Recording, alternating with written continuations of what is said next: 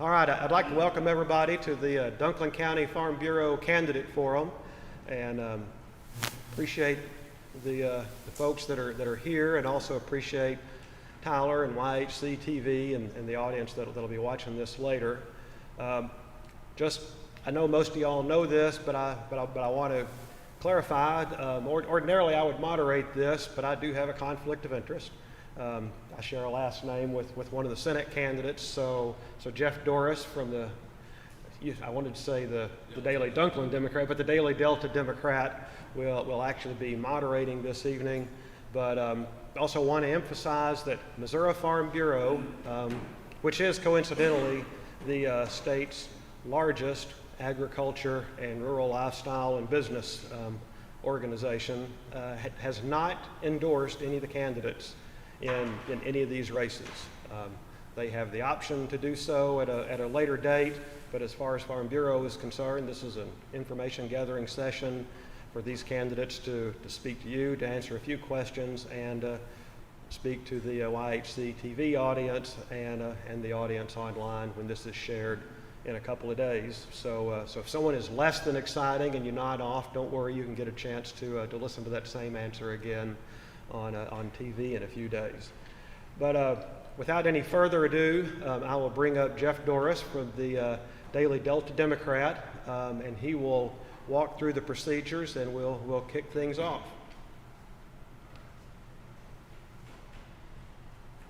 Good evening, everybody.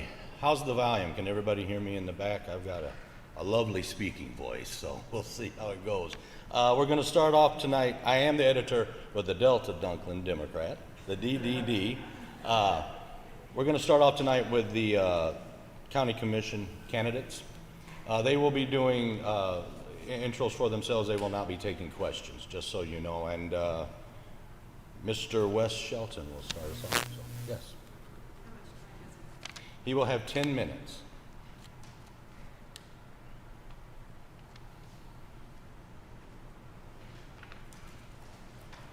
Just so you're aware, I'll begin. Okay. So green means go, yellow for 30 seconds remaining, and red means stop. It won't be 10 minutes, so you don't have to be concerned. Now, good evening, everyone. I appreciate you all coming out tonight. I appreciate Dunklin County Farm Bureau for hosting this event, and also Kyle Wagner for providing the voters who are not able to attend the opportunity to get to know me and the other candidates better as a result of that. So thank every one of you. For those who do not know me, I am Wes Shelton, a candidate for County Commissioner District 1. I was born in Malden, Missouri, the son of sharecroppers and one of 9 children. I attended Malden School District, and I left Malden to attend college in Arkansas. I graduated from Ouachita Baptist University with a degree in history and political science, with additional studies at the University of Memphis. I began a career in insurance in Memphis and was fortunate enough to travel extensively with State Farm, and then lived in numerous cities, result with them. But when I left for college in 1969, I was always had the desire to come back to Dunklin County, because that's my heart. However, I did not have that opportunity until I retired just recently from State Farm and some other businesses. I currently reside in Malden, and I'm a member of First Southern Baptist Church. I'm involved in the community, and in the past, wherever I resided, I was involved in the community. But in Malden, I'm a member of the Malden Arts Council, vice president of the Chamber of Commerce, and will be president this year, probably in a couple months. Member of the Malden School Board, and vice president of the Malden Alumni Association. And since my late 20s, I've been a member of the Republican Party. I have spent over 45 years in the insurance industry. In that 45 years, 32 of those years have been with State Farm. 40 of those years were in management. My prior management experience has afforded me the skill sets needed to be effective as the county commissioner. I have experience in developing and maintaining balanced budgets.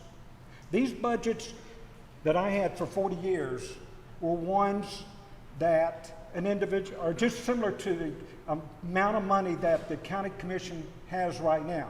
They were not small budgets.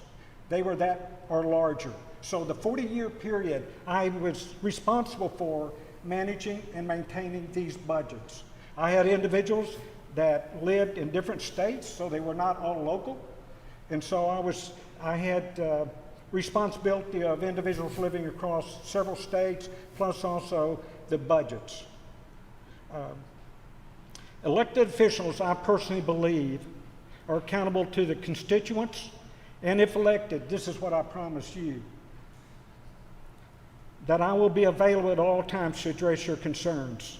Since I'm retired, I retired from State Farm. I had some other businesses I was involved in. I've completely retired from that, except my civic activities that I have that I just mentioned. So when you have a concern, I am available.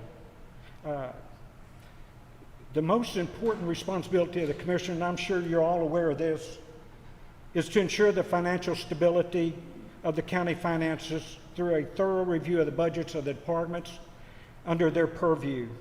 Through my years in management, reviewing and approving budgets, I dealt with department heads, I dealt with personnel, I dealt with engineers, I dealt with attorneys. So all of this would not be new to me. I have, again, 40 years of doing that. Some people may say, you may out there be saying, well, Wes, you don't have a business degree. No, I have a history in political science, but I have 40 years of looking at budgets that are equal to or greater than the budgets that we currently have. So, I personally walked through the streets of each town, and there are a lot of streets in this District 1, I can tell you that. And driven through a lot of the roads in the rural area. Beautiful area if you've never been out in Dunklin County in District 1. And as for your vote, as I do not take your vote lightly or for granted, for those that are viewing now, please remember this, that I do not take your vote lightly or for granted. And I am going to continue going through the areas that in the rural area to meet with you. One of the most frequent questions, though, that I was asked during my visits with the voters, whether it was in Campbell, Clarkton, you can name it, Malden, or out in the rural area, was where are the jobs we were promised 4 years ago? I personally cannot answer that question. I will state, though, that I will work with the municipalities and economic development group to assist in getting additional businesses in our district. However, that is something that the commission works with in conjunction with the planning economic development group. That is something that I cannot do on my own. Having said this, is why I feel that my more than 40 years in management has afforded me with the skills needed to be your District 1 County Commissioner. Again, going back to the budgets that I've had for 40 years, each and every one of them, I personally was held accountable for. I had to explain deviations of 5% or greater on every detail on that budget. So it's not like I have just one county budget. I've had 40 years of those budgets. Availability, well, my commitment to District 1 is this. There are 4 points to my commitment to District 1. Experience, I've already mentioned that. I've got 40 years in management, dealing with personnel, dealing with other department heads. Any issue that you can come across, I've dealt with it in 40 years. If I said 4, you probably wouldn't say, well, you haven't dealt with everything. But I can almost promise you, if it's been there, I've dealt with it in 40 years in management and in the budget issues. Also, in regard to the budgets, when I was with State Farm, I was on several corporate committees where we had our disaster catastrophe team. And then I was one of the members to take a look at that and see how we could reduce our expenses in regard to that large operation. It was phenomenal, the expense that you can go through with State Farm and Catastrophe too. Also, in regard to when State Farm had regions, I was selected for one region to look at South Carolina, Georgia, and Alabama, and Mississippi in regard to how we could reduce spending, minimize costs, and all that. So it's not something just looking at in a textbook about a budget. I've actually had to be accountable for those budgets. And that's different from just opening up a book and saying, well, this is what we're looking at. So, availability to voters and municipalities. You deserve leaders who understand they are servants of the ones that elected them. I'm committed to be totally focused on serving the families, your family, family at home, businesses and municipalities, farmers, in District 1, making your concerns my number one priority, whatever that is. And going back to me, in regard to going around the district, there were some issues that did not even pertain to county commissioner, that they didn't know where to go. They had no idea where to go. So I took it upon myself to visit with them, got the information, their name and everything, and I called at the county courthouse and found out who they would need to get in contact with. That individual was very appreciative. It's more than just being at a meeting 2 days a week. It's being available throughout the time. And I'm retired. Again, I can't stress that enough. Retired, you are not going to be meeting at my convenience. I'm going to be meeting at yours. I'm not going to have, like I used to have, conference calls, clients that I had to go see. No. It's whenever you need to meet, then that is it. Okay. In conclusion, I want you to know the work ethic, integrity, and respect for others that was instilled in me as a sharecropper's son and during my career as a manager for State Farm and other major companies is one that I will carry through with me into the commission position if I am fortunate enough to be elected your next commissioner. Thank you.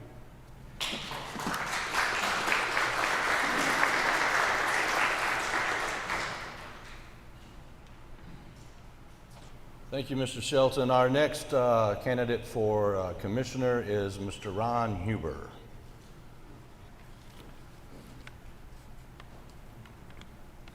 Again, Ron, you'll have 10 minutes.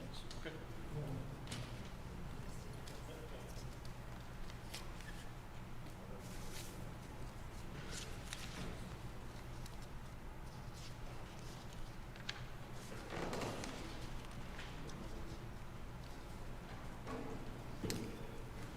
Okay, I've been informed that I have 10 minutes to share with you a little bit about myself. So most of you know who I am, know my background. I'll cover that real quick. And then since 10 minutes is not really quite enough time to cover the last 4 years, I'm just going to hit the highlights of what we've handled in the last 4 years and what I've done. Start off when I graduated from Campbell R2, married my high school sweetheart. We've raised 3 kids here in Dunklin County. We had job opportunities where we could have moved off and made more money. We made the conscious decision to stay here in Dunklin County and stay in the trenches here with everybody and give back to our community to help it grow to where our kids did not have to move away to make a fruitful living for themselves so they could stay here in Dunklin County. And that's what we've been doing for the last 34 years. I could name off the list of all of the different activities I've been involved in during that time period, but I only have 10 minutes, so I'm not going to cover that. Most of you know what I've been involved in. I graduated from Arkansas State University with a bachelor's degree in science in accounting. And so with that accounting degree and my 30 years of accounting, overqualifies me for this position with the budgets and watching the daily revenues and expenses of the county. I've worked with Campbell, Clarkton, and Holcomb various different times doing their accounting, working with them on their budgets and helping them keep within those budgets, and I've been doing that in the last 4 years as your Dunklin County Commissioner. I also own and operate Huber Accounting in Malden. Have been doing that for the last 20 plus years.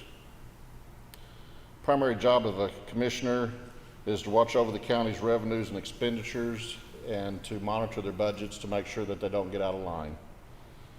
With my accounting background and my conservative mindset, I've helped Dunklin County become more financially sound than they have been in the recent past.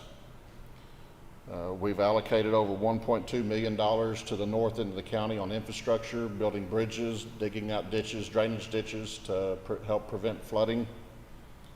And I've worked with the workforce development on bringing jobs to Dunklin County, discussed the housing issues with many people that we have, and helped work on incentive programs to help bring businesses back here to Dunklin County.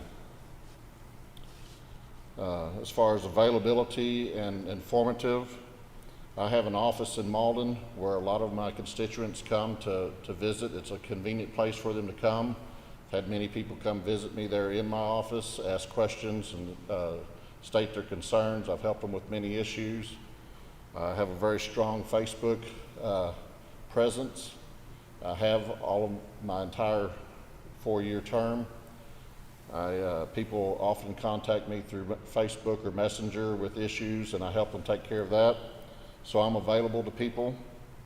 As far as keeping people informed, that was one of the things that I had heard when I ran 4 years ago, is that, hey, we need to know what's going on in the north end of the county. We don't want you just to come talk to us during election time. I've been there the last 4 years. I've published written articles for the paper on the issues as they come along. I've published a year-end summary every year that I've been in office to give you a synopsis of what we've handled over the last year to keep you informed. And when the county hospital closed, and the marketing firm that the committee hired to help the issue pass, when they mentioned that they were going to leave off the north end of the county and the south end of the county because they would be against the issue, I was the one that said I wasn't having any part of that. I was going to have town hall meetings if I had to have them myself. We had them in each community on the north end of the county to inform people so that they would know what the issue was about, what was being presented, so that they could make an informed decision on how they wanted to vote. And the north end was very clear about how they felt about that. One of the promises I made when I was running 4 years ago was to help the county create a website. We did that in my first term. It's www.dunklincounty.org. It's a place where you can go and find information to contact your office holders, because prior to that, you could look at 3 different places online and get 3 different phone numbers. You can do that now and find out who you want to talk to, what office handles what. The office holders also have the ability to put any forms that they have for the public online to where you can download them and fill them out before you come in. We hope to eventually get that website to where you can pay your county taxes online so that you don't have to come wait in line or mail them in on December 31st. And for the first time, back in June when we had the April election, I had many texts and phone calls about wanting to know what the election results was.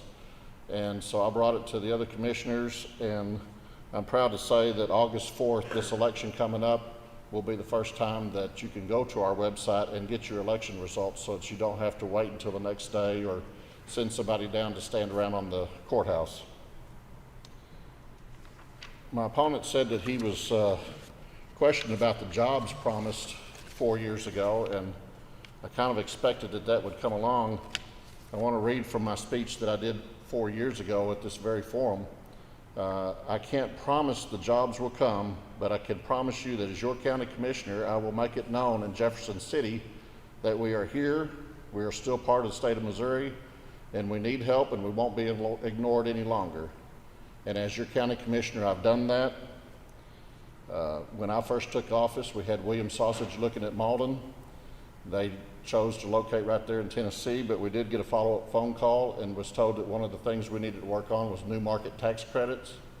I dug in, did the research. I contacted a firm in Milwaukee, Wisconsin, that handles that, got all the information, brought it back to the other commissioners. We have a place to provide that now.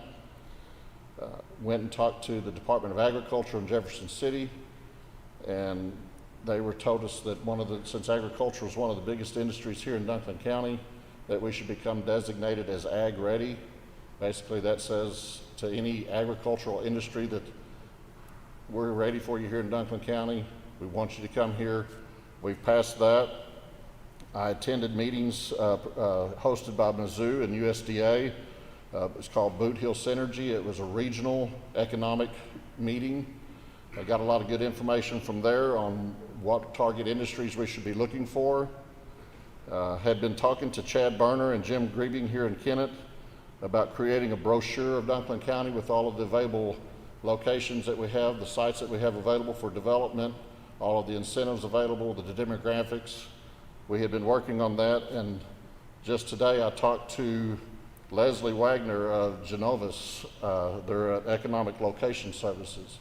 Scheduled a meeting for them to come in the second week of August and talk to us about creating that plan, taking it back to their potential businesses and industries. They're going to be our headhunters if we work out the deal properly to try to bring those jobs here in Dunklin County. I've laid a lot of good foundation during my first term, made a lot of good contacts on the state and federal. Got a lot of phone numbers in my phone. I can pick up the phone, they know who I am, we talk. One of the things that I want Dunklin County to do is when President Trump gets reelected in November, all of these jobs that he's got coming back to the United States, I want Dunklin County to be ready to jump on those, have our ducks in a row so that we can seize the opportunity of all those American businesses bringing their assets back to the United States, and I want them to be here, some of those to be here in Dunklin County. COVID-19, everybody knows how that's had a massive impact on our world, nation, and even here locally. My committee, when we got together and we started talking, there's a lot of unknowns about COVID. We made the decision not to knock on your doors as we went around trying to spread the message.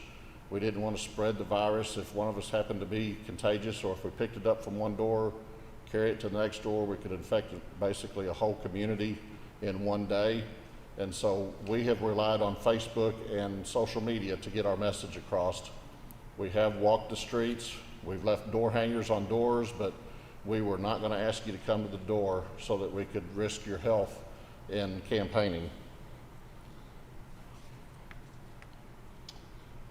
Handled that.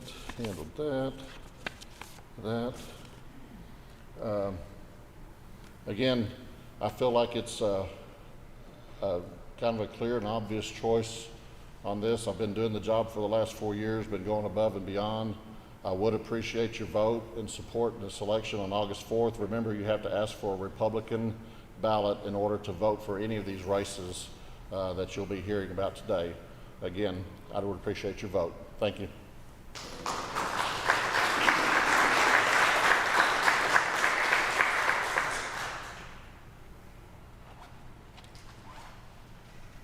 Thank you, gentlemen. Our next speakers will be the candidates for the House Representatives. I'd like to explain the format real quick to everyone. Each of them in turn will be able to come up here and give a 5-minute intro. Then they'll be seated again. I will ask a series of questions. They will have 3 minutes to answer those questions. They will then again sit, come back up then for a wrap-up, which will also last 3 minutes. So our first candidate will be Mr. Andrew McDaniel.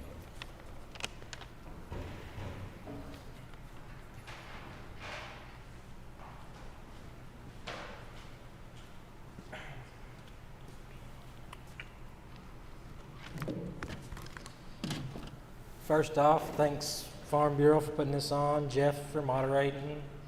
Of course, thank God. Thank my mom and dad for being here. If it wasn't for them, God knows where I'd be in life. For y'all that don't know me, I'm Andrew McDaniel, the current state representative for District 150. This will be my last time running for office because Missouri has term limits. This will be my 4th time to run. So I don't like talking about myself real much, but born and raised Pembroke County, lived in Deering, Missouri my whole life. Graduated from Delta C7. Graduated ANC in Blytheville with associates. Graduated CMO Law Enforcement Academy. Worked at Pembroke County Sheriff's Office as a deputy. I've always been a lifelong Republican, believe in less government. Trying to keep this 5 minutes even shorter because we're all going to be talking about the same thing basically up here. Pro-life, I'm a Second Amendment supporter. I was glad to be part of bringing constitutional carry to the state of Missouri with that effort. My very first time running, it's never been about me, it's always been about the people. And my very first time running, everything can't be legislated. You can't legislate personal responsibility. There's things that you can do to maybe the law-abiding citizen will comply with. But I had a family ask me about what can we do about elder abuse in nursing homes. And since day one, I filed a bill dealing with that, dealing with camera monitoring in nursing homes. It's not big government watching you. It's you watching your own loved ones within that facility, with tons of parameters of HIPAA laws covered from consent forms. And I'm happy to announce that the governor signed it this year. It did take 5 years. That's the average that I was told it would take to pass a bill up there. And it'll be effective law August 28th. And then due to COVID, has locked down a lot of nursing homes. People haven't been able to correspond with their loved ones because of that. This will also help them with that as well. So you can watch over your loved ones in these facilities and all that good stuff. I appreciate your support for my final term in the Missouri House District 150, and thank y'all for having me here.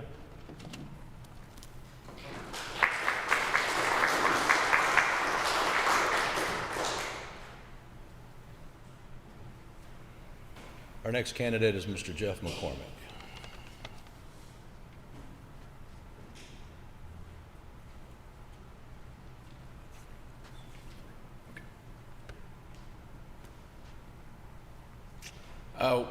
Welcome everybody. I'd like to thank, just as Andrew said, thank Farm Bureau for hosting this. This is kind of one of the normal election things that we finally get to do. I think everyone's been aware of how COVID has affected the race, and I know each of the candidates has been affected that way, and it's just been an odd election year. But again, my name is Jeff McCormick. I'm running for state representative for the 150th district. And just a little bit about me. First thing, this is usually, of course, held in the Methodist Church, and they, because they haven't started having services there, they brought it over here to the courtroom. Well, I'm an attorney by trade, and so this is kind of nice, and this kind of makes you feel back at home here in the old courthouse. I grew up in Holcomb, Missouri. Graduated in 1991. From there, went on to University of Missouri Columbia. Did my a few years longer than probably it should take somebody to get an undergrad there at Mizzou.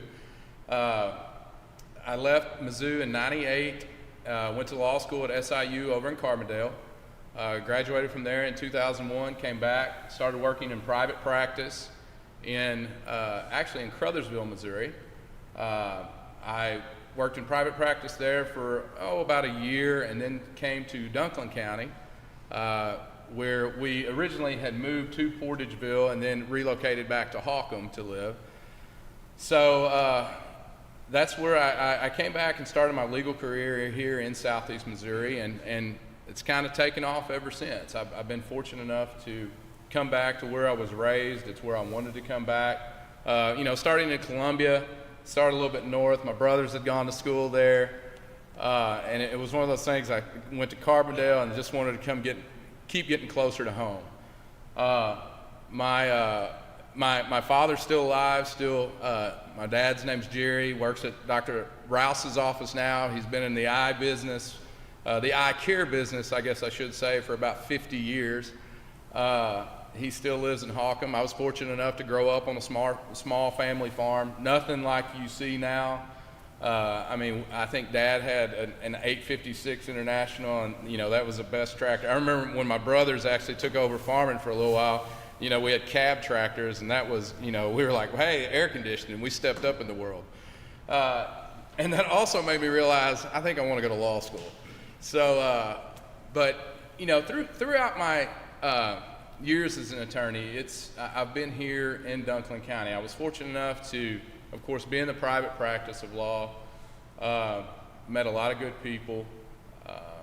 I then went to work actually for a year for the federal government in the Office of Medicare Hearings and Appeals.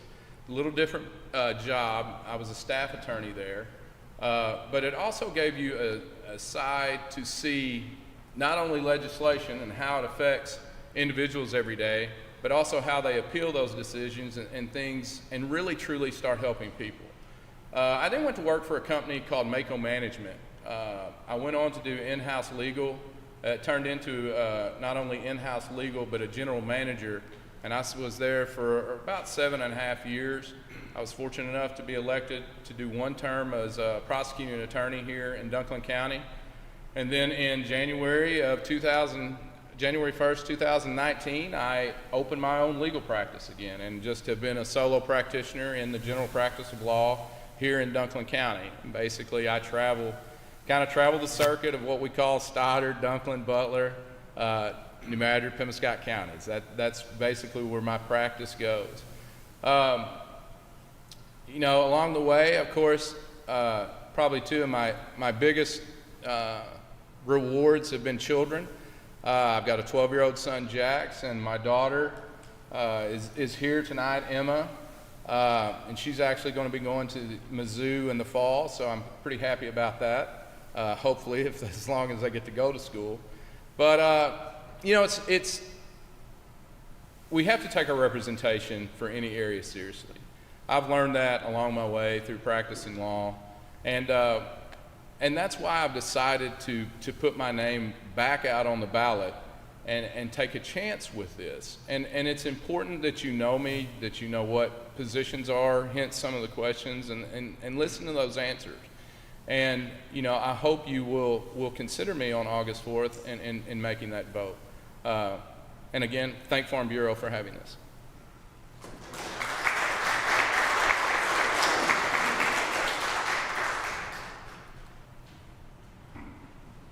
We could have Mr. McDaniel come up now and we'll start with the questions. Again, you'll have 3 minutes on your response. Questions in order? Are we just going one at a time? In no particular order. Discuss the state of transportation infrastructure and your plans to improve Missouri roads and bridges. Okay. Infrastructure and transportation. It's always a topic. Of course, my plans would be a different route, but the current plans in which we'll continue to do in the state is going to be bonding.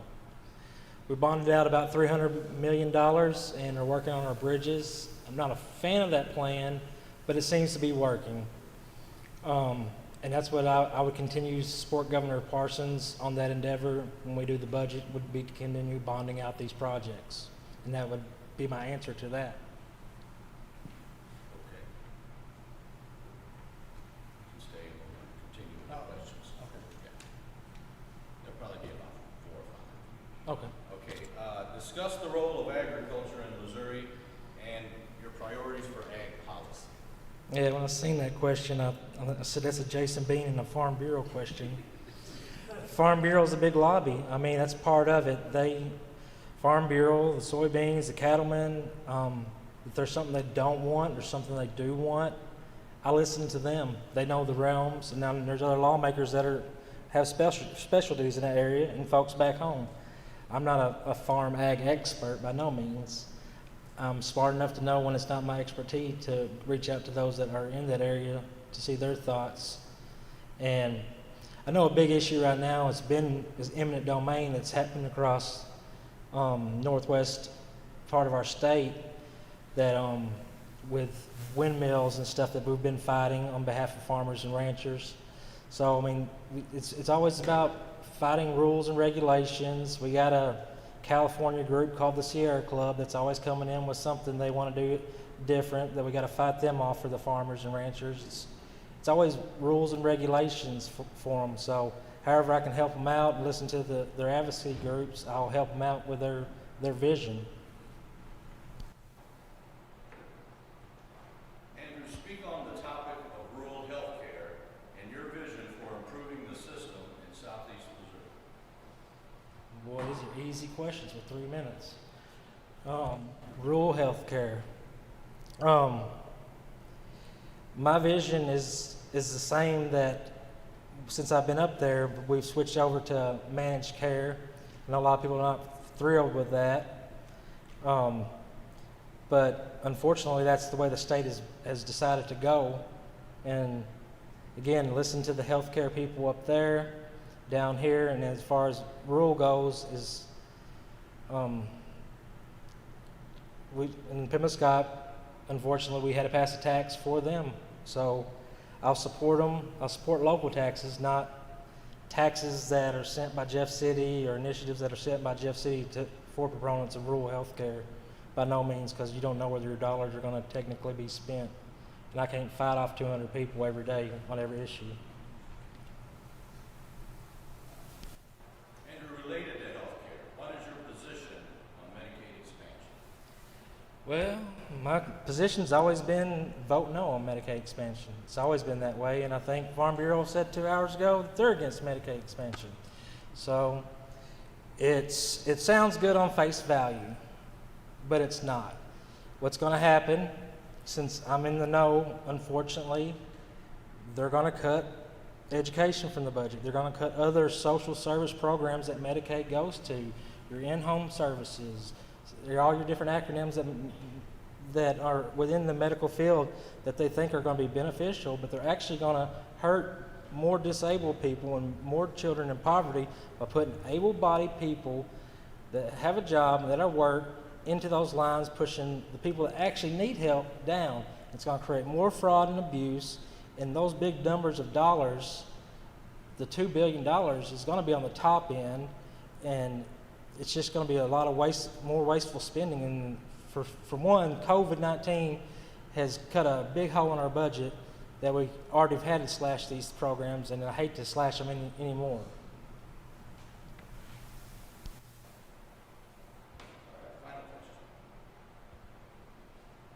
Do you favor a mandatory law requiring face masks in public gatherings? Well, some of you probably know my AR-15 bill about mandates. That's what my point about government mandating things. Not in favor of any type of mandate. I wouldn't mandate someone to buy a certain product just because they can't sell it. So my answer in general will be a no on any mandate, and it would create, I believe, so many different constitutional problems to go along with it, which the state would have to pay for on behalf of taxpayers when they get sued. That's another thing that comes in with making laws too, on top of that. But no on mandating face masks. Thank you.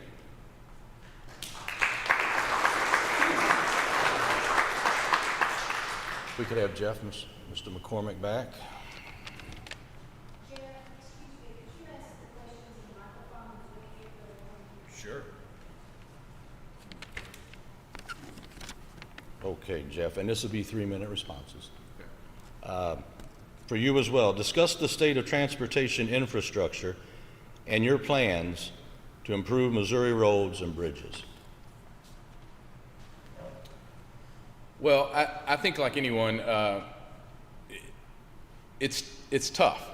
You're dealing with a finite pot of money in the state budget. First off, it's like anything, there has to be fiscal responsibility about where that money is being used and what priorities you're going to do. It's like anything else, and I believe MoDOT has actually given what needs the most help, meaning in bridges and roads, and I think you have to start there first.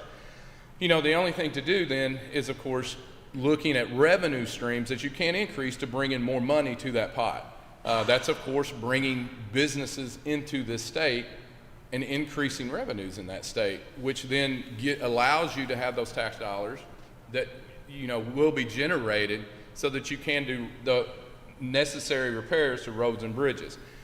Now, I believe the state legislature in the past fiscal year, or actually in their last session, was able to, I believe they allocated in their budget $100 million to go into that pot. Now, I believe the Senate cut it down to 50, It's kind of basically a compromise bill, and I'm sure they can actually speak on it better than I can, as they were there.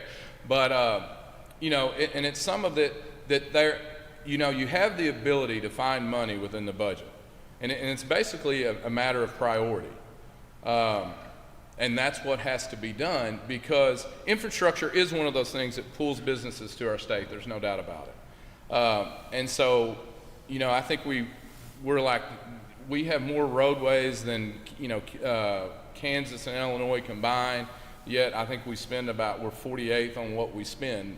So we have to do a better job of making sure we're getting the best bang for our buck.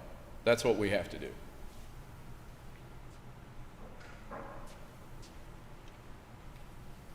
Discuss the role of agriculture in Missouri and priorities for ag policy. You know, as I said in my intro, the agriculture industry has just astronomically improved and changed in the last 30 years. I mean, it's unbelievable, the leaps and bounds that it has taken. And I think one of them is technology in the ag industry. You know, one of those things, and you see it now, that, you know, you have tractors that are driving themselves for the most part, or with minimum operation. You have, you know, planters, and you have chemical applicators that simply, you know, you'd have soil samples by field, and now people can narrow it down by foot, by row, things of that nature. The technology in agriculture has increased tremendously. Hence, we have to make sure all rural areas have broadband capability. I know, luckily in ours, Pemscott Dunklin has sunk a ton of money into making sure that, you know, we have internet capability out there. You have to be able to reach these far parts of southeast Missouri and northwest Missouri, that in order that, hey, a farmer can use all the technological advances that are available to him. You know, and I think one of the next big things is, you know, just as a fuel is through biodiesel. You know, we produce a ton of soybeans in Missouri. I think looking at biodiesel, and I believe there are about 7 plants, you know, but looking at it as, hey, that's something we can export. Let's go with soybeans, and let's continue with this product. And then I think, and it's again, using technology as it advances, is using solar power in types of irrigation systems or things like that. You know, you look at some of the hottest parts of the month, and you're running these irrigation systems time after time, and it's all over. It's not just in southeast Missouri, and you think about it, hey, can we use solar power to maybe power some of these systems that we're using? I think those are, again, it's technology that's advancing ag, because, hey, they're doing it. Our farmers are doing it. I mean, we feed the world. That adage is absolutely true. And Missouri is a state that, hey, we can export. We can do more. We can grow. You know, we're one of the few. We can grow about anything in this state. And it brings me to the last topic of specialty crops. You know, here in southeast Missouri, we're fortunate enough we're raising peanuts now. We're raising potatoes. We still have peaches. You know, that industry, it's those, we're growing hemp now. I mean, it's things like that are of a different, it's different than just your wheat, soybeans, cotton, rice. It's something, those specialty crops, and it's just an added market.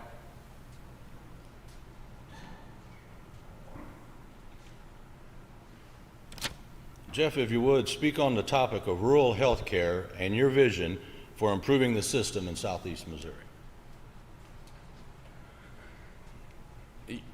You know, I think anyone that, of course, lives in this area and even this district knows that the hospital, of course, closing in Kennett was a big hit to our local economy and local health care. Now, rural health care, and it's one of those things, and I'm going to hop back to broadband and internet. If we don't have it here, we've got to figure out a way, and some of it is telemedicine. Now, in order to do telemedicine, you have to have broadband capability. And I know I harp on that, but that's one of those things. Because if we can't get public entities, or we can't get those doctors here yet, let's figure out a way to make sure our people are still getting treated. Now, the next thing of that is, and Kennett's fortunate enough to have it, is we have to look at private individuals, private investment for rural health care. They're doing that here, and I think what you have to do is you have to tear down any barriers that you can, whether it is going in with, tax credits to help them, tax abatements, whether it's through electricity credits, anything you can do for rural health care to try and bring those facilities in. And then it's making sure they're getting paid. And this goes into, in Pemiscot and Dunklin counties, we have a ton of Medicaid eligible and people that are covered by Medicaid. We have to streamline that process to make sure they're getting paid and paid on time. Doctors they run a business. They're like anyone else. They submit their invoices for payment. They want to get paid. And unfortunately, it's taking doctors in rural communities longer to get that. And it's just been so that's created a problem that doctors don't want to go into those rural areas, even if they can. And then I also think, expanding the role of nurse practitioners and RNs, allowing them, whether it's taking down, again, obstacles where maybe they can help treat some in rural health clinics, things of that nature, where we have to open it up. We have to have a wide array of providers. And I will say, with this private, hopefully we do have a private hospital that eventually will come to Kennett. Before Dr. Pooh passed, he had entered into, we were fortunate enough to have a medical school at Arkansas State. If Kennett would have been able to keep their hospital, he had entered into an agreement with Arkansas State that they would have residents within the hospital, and you would have had a residency program in. So we would have had that influx of doctors that would have been coming through. Now, again, they've been new doctors, but we would have had an influx of doctors all the time here in Dunklin County.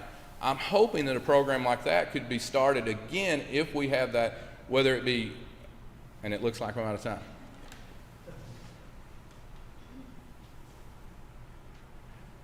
Related to health care, what is your position on Medicaid expansion?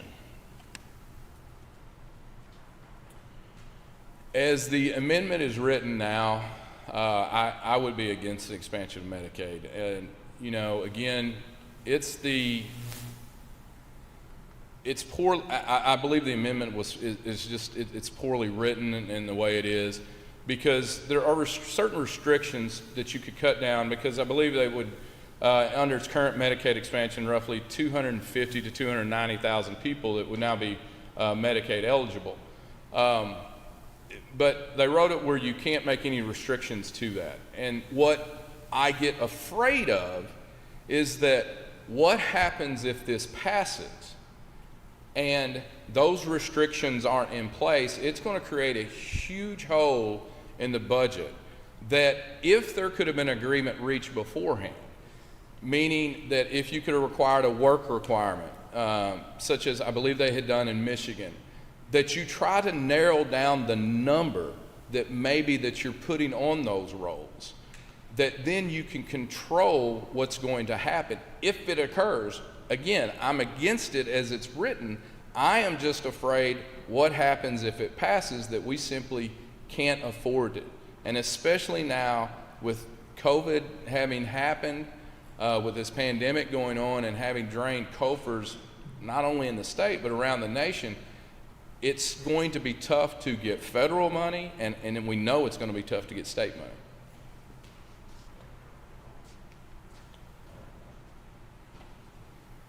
Final question, Jeff. A COVID pandemic question. Do you favor a mandatory law requiring face masks in public gatherings?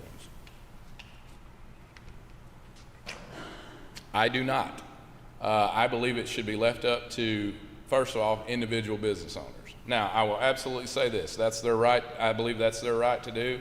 And I know people will throw fits at dollar stores and at Walmarts, but you know what? If they want me to wear one, I will wear one. It's their right to ask me. I don't require one in my office, and I see quite a few people actually in and out of my office every day.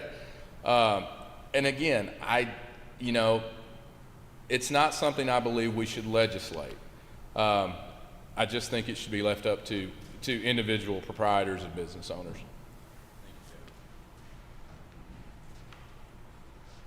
We'll have Andrew McDaniel return, and each candidate will get a 3-minute wrap-up.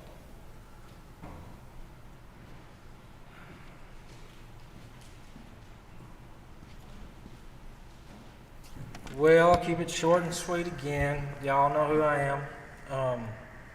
I appreciate your support. I've always been transparent to everybody. You can contact me day or night. I'm accessible 24/7. Whenever I got my phone with me, I'm there. It's technically a part-time job, but I make it like it's a full-time and try to give it 110%. So I greatly appreciate y'all's support come August 4th.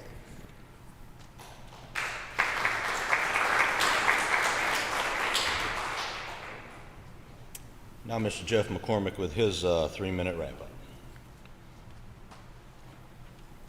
Thank you, and again, thanks to everybody for coming out.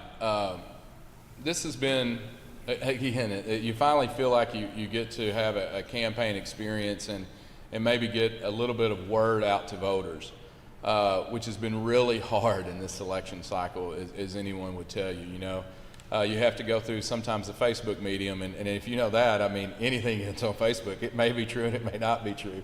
Sometimes you never know, but I would like to. I've been here.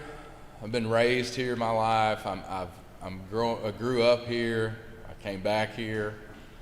I've resigned myself to the fact I'm going to die here. So you know, it's one of those things that you just get. You want to do what you can for the district you live in, and for each of the individuals that put their name on the line, you know, it says something. You know, we all want to do what we think is best. We may have a different road of how we think we can get there, and I would like to say that, you know, through my legal experience and life experience and just work experience, yeah, that I believe I can do a good job in Jeff City. That I'm aware of the problems in our area, that I have some common sense solutions and understand how it will work. And I just simply hope that you give me the opportunity to do that. And I would appreciate your vote on August 4th in the primary. Thank you.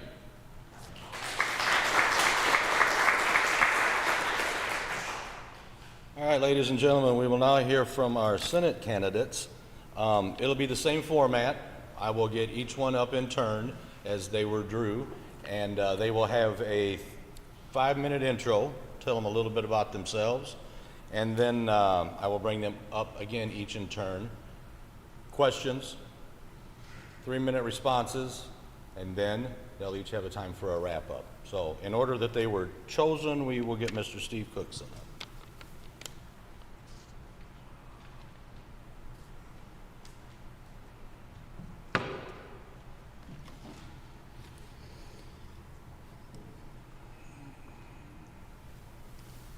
Well, I want to say thank you to the Farm Bureau and the citizens of Kennett and Dunklin County for inviting me down here. I've spent quite a bit of time down in Dunklin County, and used to, whenever I was teaching and over and coaching over in Dyersburg, Tennessee, I transported right through here and stopped and made a lot of friends here. But give you a little bit of history about myself for those that don't know. My name's Steve Cookson, and I am a high school graduate, alumni of Advance High School in northern Stoddard County. I played for a state championship basketball team that was coached by my father, he and my family's probably got quite a bit of legacy about basketball in southeast Missouri. Then I went on and went to Three Rivers. I'm an alumni and played for Coach Bess at Three Rivers when we won 3rd in the nation in 1978. And I then in later life returned as a board chairman, or actually a board of trustees member, and then became the chairman of the board at Three Rivers Community College, or they call it Three Rivers College today. I'm also a graduate of Hard Work University, better known as College of the Ozarks, where no one pays, everyone has to work their way through college. They are given a job on campus, and they have work grade, and they are taught all the things that I think are important to being an American.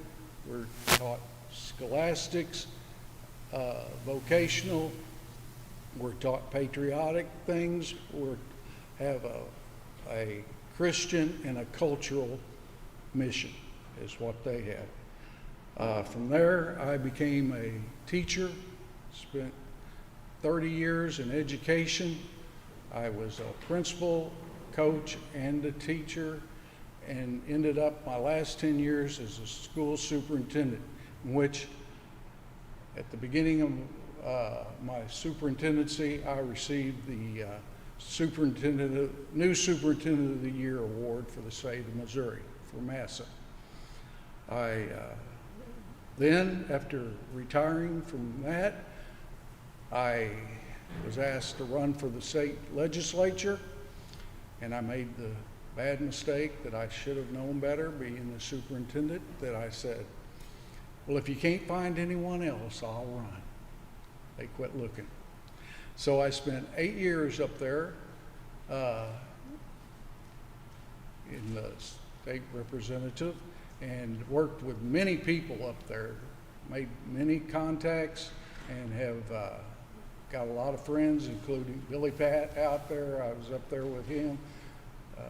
I came in with, man, it's tough being nervous up here a little bit in front of people. Ken Hampton, but came in with Ken Hampton and came in with Todd Richardson, and we served up there for 8 years. Ken, of course, came back home a little quicker than others of us, but we did serve together. I've served with Don Roan, served with Andrew, served with many people. I've served Governor Parsons. He was in the Senate, and we worked on bills together. So I have a lot of experience up there at Jeff City, and that is why Governor Parsons wrote me a letter of recommendation for any position that I would be, organization that I would be qualified for. And I'm qualified for this one, so that was my original thing. I also received a resolution at the end of my 8 years as an outstanding legislator, and it was signed by Todd Richardson and Elijah Har, the speaker now. Of all my hard work and everything, I was the chairman of elementary education and higher education. And that's pretty much been my story up till now. Thank you.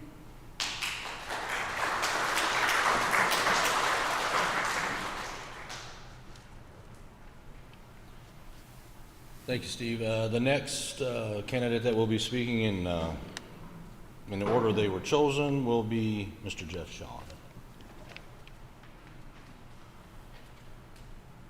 Thanks so much. Thank you, Farm Bureau, for hosting this very good event.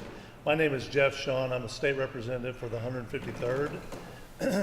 So that covers northern and western Butler County, all of Carter, all of Ripley, and the best parts of Wayne County. It's been a real privilege to be a state representative, and I grew up in this region, and I'm familiar with all of southeast Missouri. The reason I want to be your senator is because these are the people on this earth that I love the most. And so I want to fight for them and fight for our issues, because we get ignored a whole lot in Jefferson City. But so I will just tell you, as a little minute part of my life, the first haircut I ever got was in Cardwell. Is there anybody here old enough to remember Vernon Hartsoe? Okay, there's a few that still remember. Well, he was my uncle, and he gave me my first haircut. And yes, there's documented proof that I cried, just like every little boy does when he gets his first haircut. So I grew up coming to Dunklin County. I know this county from north to south. It's a long, skinny county. And if you think I really don't know Dunklin County, I'll tell you, I know where Red Onion is, and I've been there several times. Some Dunklin Countyans don't know where Red Onion is. Before I make any more remarks, it's just such a privilege that my extraordinarily busy wife took the time off to come with me down here tonight. I'd like to introduce Christy Sean. Would you stand up, sweetheart? Stand up, please stand up. I always hear how I outkicked my coverage, and I understand that. She is an amazing healthcare executive, but I got to tell you something. Trying to run for office and then for a position like state senator, holy cow, it's a gigantic district. It consumes your life, and if you don't have a life partner beside you, it's got to be a lonely and tough walk. And so, for better or worse, whatever happens, without Christy by my side, I don't know what I'd do. So I'm so glad she came with me here tonight. So just a couple of things. 5 minutes is not very long. I just want to say that the boot heel in southeast Missouri is amazing because we have tremendous opportunity. Somebody else earlier said we feed the world. Yeah, we're sitting in a remarkable place geographically, where whatever it is that we can grow, we can send anywhere all over the world. Agriculture is the largest industry in Missouri, and it's not even close. I think something north of $80 billion. Yet at the same time, here in southeast Missouri, we're the very poorest. We're the poorest part of the state. We're underdeveloped economically, and one of the reasons is because manufacturing of small manufacturing plants all over the United States and certainly over Missouri have blinked out across the last 30 years. We have shrunk in size. My gosh, the 8th Congressional District is now larger than Belgium. Okay, so it's just, we're sparse and we keep losing ground. So we have problems, but at the same time, the technology of farming and the things that we can do creates a tremendous opportunity that we have to take advantage of. And you know, the folks in Jefferson City that I meet from the big cities, they take us very much for granted. Trust me on that. They go to Schnucks, everything that they want is right there in the aisle. That just happens. They don't realize much about what goes on to produce what we produce. So on the one hand, I want us to try to work on the problems that we have, and at the same time, we need to continue to develop. The technology of farming is incredible. Yields just keep getting better. The ability to produce and controlling the cost continues to get better. We have to keep that going. We have to protect our young farmers. The average age of a farmer in the United States or in Missouri is well into the 50s. Okay, I'm past those numbers, but for the average age, that's a real problem. We have to have, and I see a couple of younger people who are here who are involved in farming. We have to encourage them. We have to give them protections and support to help them succeed, because we have to pass the baton. Okay, Barry Bean is getting older. He's not always going to be able to do this. We have to have a younger generation that will come in. So that's all I've got is 5 minutes to introduce, but I'm really looking forward to the questions, and thank you for giving me this time.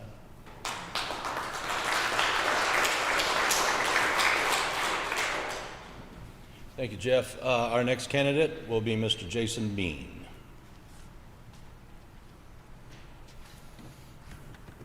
Thank you. Once again, thank you, Farm Bureau, for having this event. Katie, thank you very much. You know, Jeff kind of said it over there. Barry Bean's getting older. He is my older brother, so I want to thank him too. And sorry, Barry, I had to say that. But anyway, my name is Jason Bean. I am a farmer from Holcomb, Missouri. Currently farm cotton, corn, rice, soybeans, wheat. We've got some potatoes, and we've also got watermelons. We farm in Dunklin, Pemiscot, and New Madrid County. Lived there my whole life. In fact, I moved a long way from home moved 40 feet from my house I grew up in and built my own house. My wife Desi and I have 3 children. We've got Colin, Claire, and Otto. Otto is with me tonight. Our kids attend Holcomb Public School, and we attend the Holcomb United Methodist Church. Since Farm Bureau held this event, I thought I'd talk a little bit about my history with Farm Bureau. My father was the Dunklin County Farm Bureau president for many years, so I spent many an evening at a Farm Bureau meeting right here in Dunklin County, and also spent many annual meetings at Tantera up at Lake of the Ozarks. So those of you that have been up there, I was one of those kids that probably terrorized Tantera and ran all through there from the arcade to the bowling alley. So also thought I'd talk a little bit about my history in politics, and especially the Republican Party. I grew up, at Otto's age, pushing out pieces for people like Kit Bond, John Danforth, Bill Emerson. I've walked this parade many a time handing out stuff for Bill Emerson, and Bill Emerson was a family friend of ours. He and his wife Joanne on the early campaign days would actually stay at our house. And one of the things that I respected Bill Emerson so much for is he put people over politics, and I will never forget that. Another person that I have a great amount of respect for in politics was my father, Otto Bean. My dad ran for the 163rd seat. That was it down here back in those days for redistricting. He ran as a Republican. Well, let's remember something. That seat had never been held by a Republican. It always had been held by a Democrat. And we proved with hard work and standing up for what you believe in, that yes, we did win that seat, first ever. So once again, my dad taught me standing up for what you believe in, and he taught me once again putting people over politics. That is just so important. So what are my priorities as your next state senator in the 25th district? My number one priority is economic development, bringing jobs and industry back here to the 25th district. If it's one thing that we have a positive with COVID, is we want our independence from other countries. Now is the time. There's no reason, I'm gonna give an example, making 3M masks. Why are we not making them right here? Right here in the 25th, we think we've got 2 things that requires those masks. We've got a great timber industry, we've got a cotton industry right here. We can make those masks right here. So once again, while the branding iron is hot, as my father used to say, it's time to brand. Let's bring those jobs back. Number 2 would be workforce development, training people to work, training the people that we need jobs now, and we need an available workforce to bring industry in, because that's one of the things that industry will look at. How do we do that? We got great vocational schools here. Let's expand them and let's enhance them. Also, we've got 3 great universities here. We've got Three Rivers College, Southeast Missouri State, and we've got University of Missouri. Why are we not training people right there in those places? In fact, there's a training program in Poplar Bluff. To give you an example, there's 8 people in that program. It's a construction training course. All 8 of those people are placed as soon as they graduate that program, so we can do that. Another one of my priorities is education. Our schools that we have here in Southeast Missouri are the rural backbone of our communities. Most of the time, they're the largest employer. And the other thing is that I think is amazing about our schools is if you want to see our communities rally around something, you just bring up our schools and they'll rally around that. So one of the things that I think is so important is we've got fabulous teachers in those schools.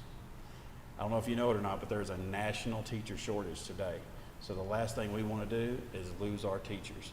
So how do we do that? We've got to make sure we fully fund our formulas. All the formulas, not just the main formula, but all of our formulas. So I'll finish up by saying rural broadband is very, very important. We've got to bring it. COVID is very important because sometimes we're having to educate our kids at home. We need good rural broadband. Thank you.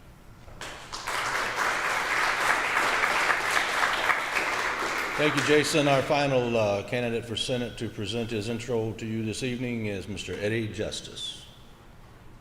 Thank you, sir, and thank you, Farm Bureau, for having this event. I know it's tough to put them on sometimes, and there's always details that pop up that you don't foresee, but it comes off pretty well when you have good leadership. I'm Eddie Justice, and I'm running for State Senate in the 25th District. I am an insurance agent from Poplar Bluff, have been for over 20 years. Been involved with the Republican Party for at least 10 years of that time, and I have been, like I said, an insurance agent for 20 years for the same company that you were working for, and we had a lot of common experiences with claims, and it's been a good experience, and I've been fortunate to be able to sign the paychecks on the front the whole time and keep my employees employed and have successful business for those 20 years.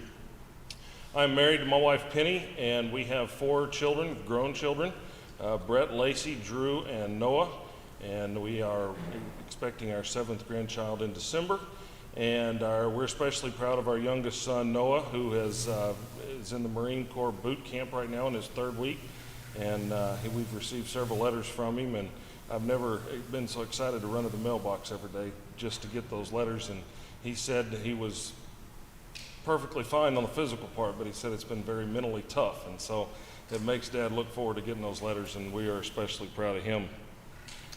My 3 priorities that I want to work on as your senator include education and fiscal responsibility and workforce development. Our fiscal responsibility is going to be one of the toughest things that we have to do in the upcoming sessions.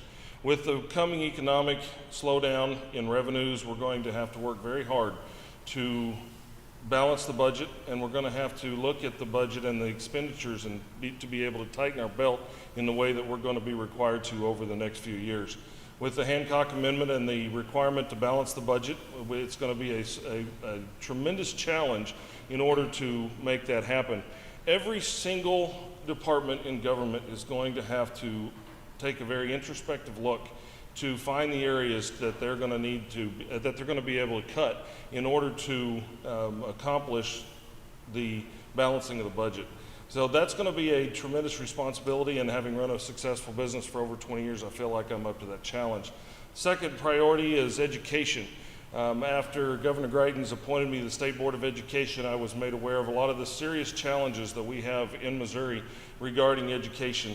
We've had a lot of local areas where the politicians in the rural areas have done a good job of protecting their schools and getting them funded, but we've ignored our metropolitan schools, and we have failing schools that need to have immediate attention.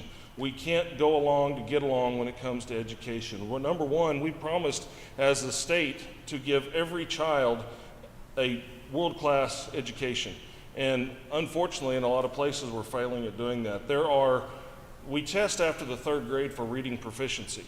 And we have children in this state who can't read proficiently after the 3rd grade. When you have that problem, the chances of that child becoming able to read proficiently after the 3rd grade is minuscule. And these kids need to learn to read in order to read to learn. And that's the future, our future workforce, and if we let them down, our state is going to be in big trouble. And another problem with what we're trying to accomplish is we keep moving the goalposts in education. I've toured a lot of schools in this area while I was on the State Board of Education, and teachers repeatedly say, I don't have a problem accomplishing the goals you give me, just quit moving the goalposts so I know what you want. And so we have a lot of adjustment that we need to do in order to improve our education.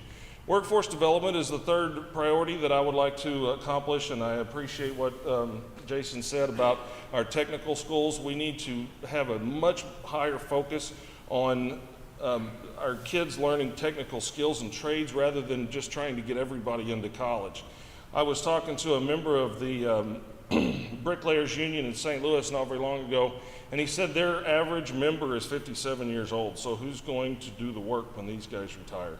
And we have got a lot of jobs in Southeast Missouri currently that are occupied by folks that are not going to be in the workforce very much longer, so we need to train our children not only in college courses but in technical courses as well. I'm getting the sign that I've got to sit down, so I appreciate you guys being here. I appreciate you being involved in the process. My name is Eddie Justice, and I'd appreciate your consideration and your vote on August the 4th.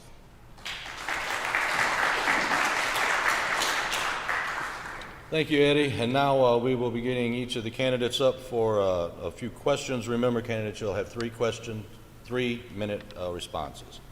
Mr. Steve Cookson.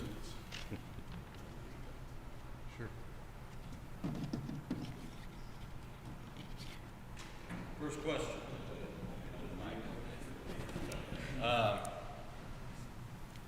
Steve, discuss the role of agriculture in Missouri and your priorities for ag policy. Well, it goes without saying that agriculture is our number one industry in the state of Missouri. So ag policy is going to be vital and very important. You know, I grew up around a farm and helped with my uncle and my dad when they were doing some farming. Not at the level it was up here around Puxico. It was more like 80-acre farms and stuff like that. And I remember driving a 40-20 John Deere. So I would probably, we rely a lot on our University of Missouri Extension people and Farm Bureau. That's the people we went to when we had problems, when we needed answers, when we needed solutions for ag policy. And that's what I intend to do if I get to serve the people for more than 8 years that I've already served. That's what I've done in the past, and that's what I will do.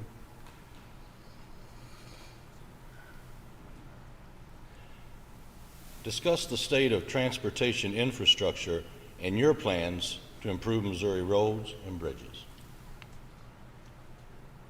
Well, our infrastructure. I tell you, we're right here where in the United States where we have the Mississippi River and our river ports, we have the interstate, and we have these connecting roads around. And we've improved some, like the road between the 412, it's a 4-lane that goes across the bottom of the boot hill. So, you know, we just got to continue to improve that. I know Governor Parsons has a plan. I've talked with him about it a little bit before he became governor, and, you know, about how to get more revenue to get so that we can improve our roads, our connecting roads and our bridges. And down here in the boot hill, you know, every mile there's a ditch and a bridge, and there's a lot of them down here. And they were just put up whenever, just to get across. But now with larger tractors, larger trucks and everything, that's took a toll on them. And we have to improve them and continue to focus the state's attention, because the state attention too many times goes to St. Louis, Kansas City, and that corridor across there. And that was one of the biggest frustrations I ever found in serving people for 8 years, being from southern Missouri. They really don't respect us down here. Go ahead.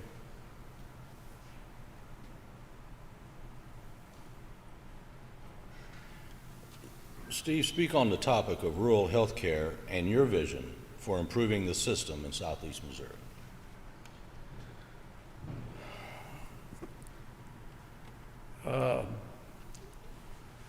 Rural health care is it's critical right now.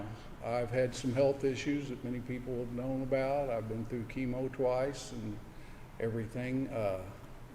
But glad to let you know that I'm doing well right now.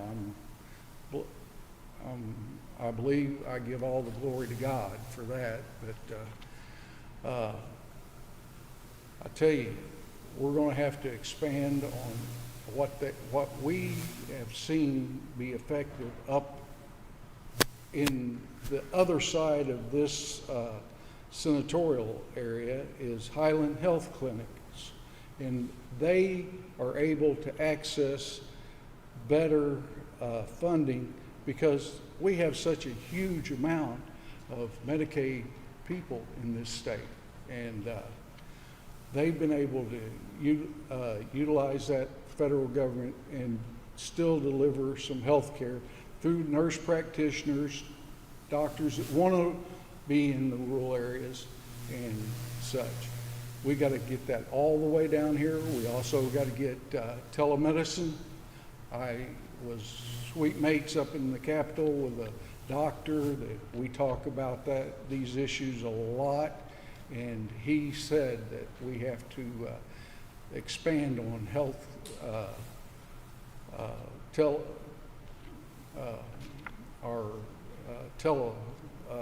health marks, you know. And I know sometimes I have my doctor's appointments. They call me. I do FaceTime with them, and we talk about it and everything. And we talk. I have to still go to the labs. I have to still do those things, and we got to provide quality labs and good results that are reliable and everything. But that's all going to have to work together for rural health care, and hopefully we can get a few more hospitals back down here, because telemedicine isn't going to give you a bed to lay in while you talk on the telephone to them. Thank you.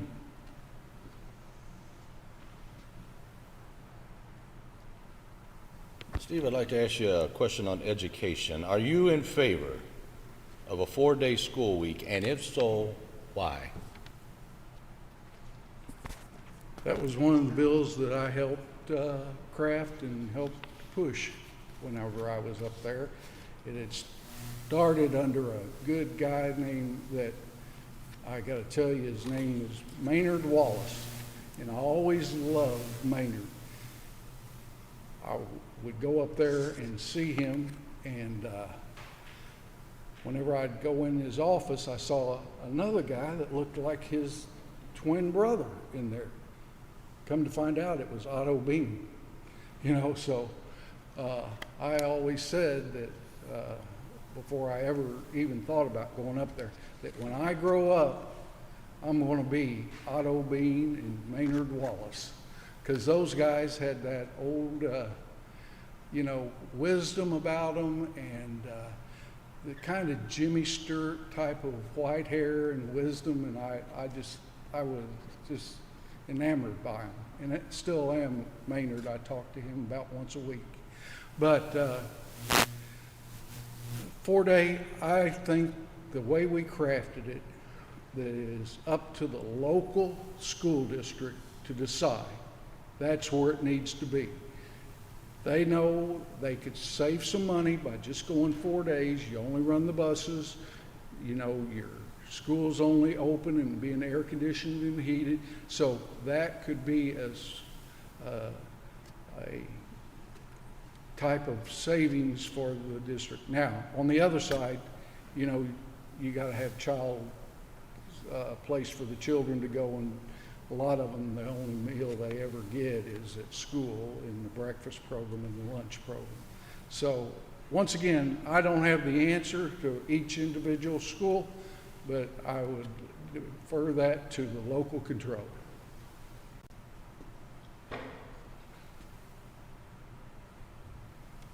Steve, final question, and quite the hot topic across the nation right now. Speak on the subject of police-community relations and how you would assist in bridging the divide between communities, specifically African Americans and law enforcement. You know, in 8 years, I got to spend 6 years with the guy we're trying to precede or to replace here, and that was Senator Doug Libel. And Doug and I are both members of the Masters organization, which assists in highway patrol. So what we would do is get highway patrolmen to come down to Crothersville in these high minority areas and neighborhoods that were African American highway patrolmen, and give them an example and encourage them to go straight, be clean, go to college, get their commission, and go to the academy, and they could someday be a highway patrolman and a contributing part of our society and helping us to bridge that gap between, you know, the African American community and the police, as you say. So I really have bought into that and would continue to do that if I were elected as the senator for this area. Thank you. Sounds good.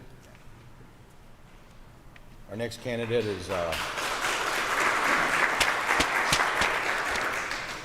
Mr. Jeff Shawn. Okay, Jeff, discuss the role of agriculture in Missouri and priorities for ag policy. Well, I'm not a farmer, but the great thing I discovered when I went to Jefferson City is I've got all kinds of farming resources all around me. I mean, the policy side of things, I've got the soybean growers, I've got the corn growers, I've got the rice council, I've got Farm Bureau. There's an amazing wealth of knowledge on any policy thing that comes up in Jefferson City. And as my backup, I can always turn over to Dandy Don Roan, see where he's going, and that's been pretty dependable. So, you know, we just have to design policy that protects these different segments of agriculture so that when the times are good, we can prosper, and when times are tough, we can survive until they get good again. So I think it's just a matter of working closely with those who are the experts and know how to farm. It's really that simple. Discuss the state of transportation infrastructure and your plans to improve Missouri roads and bridges. Well, it's a mess. So I was sitting in the office of a friend of mine who's a bridge contractor, and he said, Jeff, if I told you about the bridges you're going to cross to go home after you leave, he said you wouldn't want to drive over them. Now, that's probably a little bit scary, but might be a little bit of an exaggeration, but our bridges are crumbling and our infrastructure is in a lot of trouble. It was put before the voters to raise the gas tax, and voters said, we don't want to pay any more taxes. They said it pretty loudly and clearly. The thing that's irritating to me is in the last 12 years, the state of Missouri, which cannot spend money it doesn't have, has seen the budget grow from a little over $20 billion to now $30.5 billion. And in those 12 years, though, yet when we divide everything up and every nose gets in the trough and gets their part, then there's really nothing left for MoDOT. And so I guess what I would say is just a better allocation and budgeting and understanding that we have to repair and maintain our roads, and we have to have bridges that are safe in the state of Missouri. And my fear is if we don't do that voluntarily, we're going to have a tragedy. And then all of a sudden everybody will be real excited and everybody will be pointing fingers at each other as to whose fault it was. But when we have a budget of $30 billion and plus, then we should be able to allocate enough money from that. If it's a combination of bonding or coming out of general revenue, we have to use the money to have our roads. We can't prosper, and agriculture can't properly prosper if we don't take care of our roads. The voters have said they don't want any tax, so we better listen to that.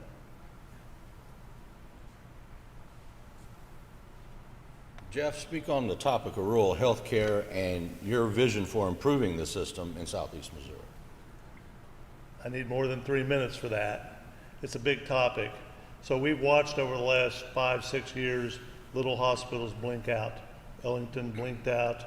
Doniphan raised, they voted in a sales tax that generated $1 million a year, and that $1 million for the hospital in Doniphan still wasn't enough to sustain that hospital, and they ended up closing it. We know what happened in Kennett. I keep hearing that Kennett maybe is going to reopen. I'd love to see that plan. It seems that Hayti is hanging by a thread, and it just keeps hanging, and God bless them. The problem we have is the way hospitals were built and the way we delivered health care 50 years ago has fundamentally changed. There is no justification for a 28-bed hospital in Doniphan, Missouri. If you have a problem, you get it dealt with in the emergency department, and then you're going to go see a specialist somewhere else. That's the way the whole world works. If you have a heart problem, you're not going to get a cardiologist in Hayti. You're going to end up in Barnes, you're going to end up in St. Luke's, you're going to end up in Memphis. So that's all fundamentally changed. So the problem we have is it's a broken system that we have to move into the next phase of healthcare. And there really is a simple way, and of course in Jefferson City, nothing is ever simple. But there's a thing called the FRA tax. It's the Federal Reimbursement Allowance. The hospitals in Missouri tax themselves $1 billion a year, which they then put into Medicaid to help maximize the federal sharing for Medicaid. And then that money gets spent right back out. All we have to do is a relatively small percentage of that FRA allocation be reallocated to help and sustain rural hospitals. But if the big cities don't understand why it's important to have a hospital in Hayti and in Kennett and in Doniphan and be able to take care of the folks in rural Missouri who feed them, by the way, if we can't get that across to them, we're not going to be able to win that battle. But it really is not a problem of enough money. It's a proper allocation of money to sustain rural hospitals. And that's a simple answer, but it will not be simple to get that implemented.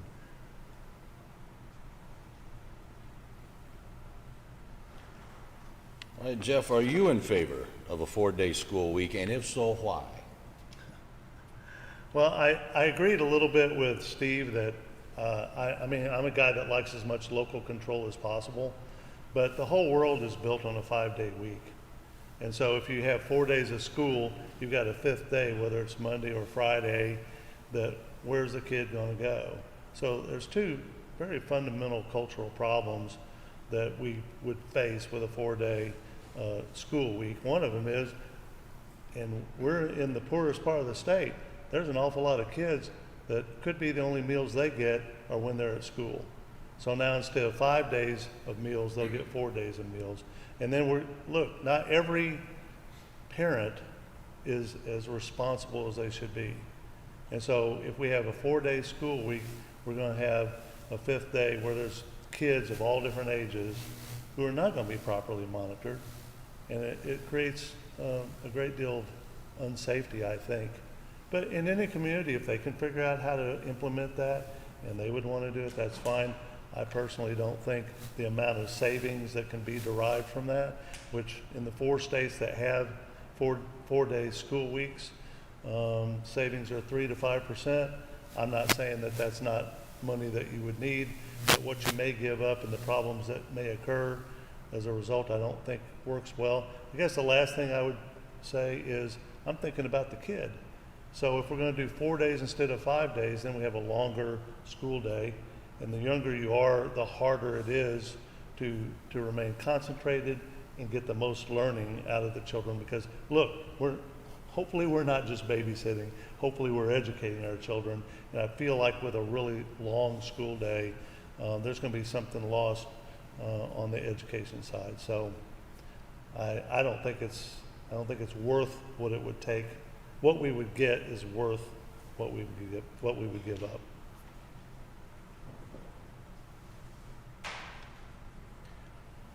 Jeff, speak on the subject of police-community relations and how you would assist in bridging the divide between communities, specifically African Americans, and law enforcement.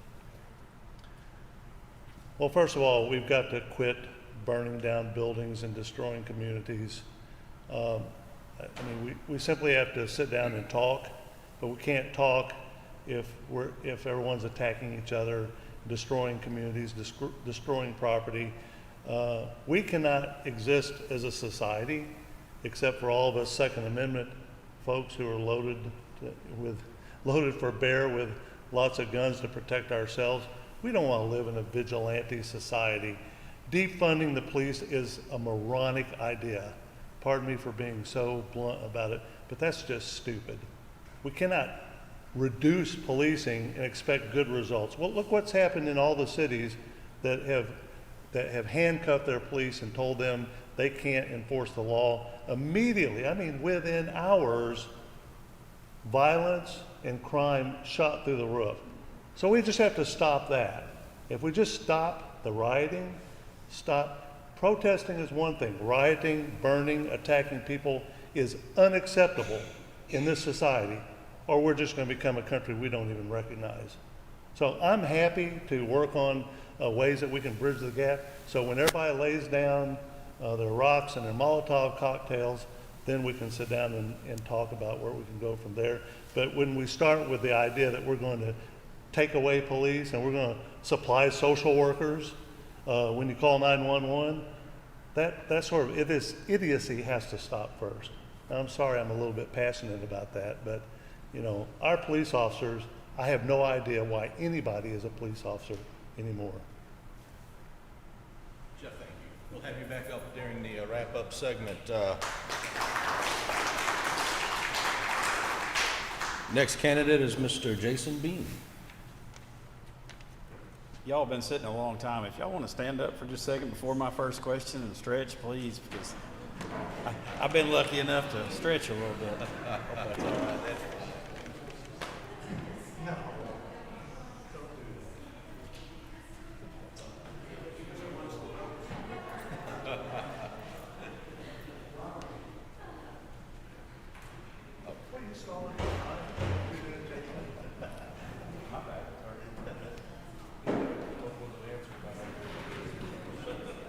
Okay, Jason.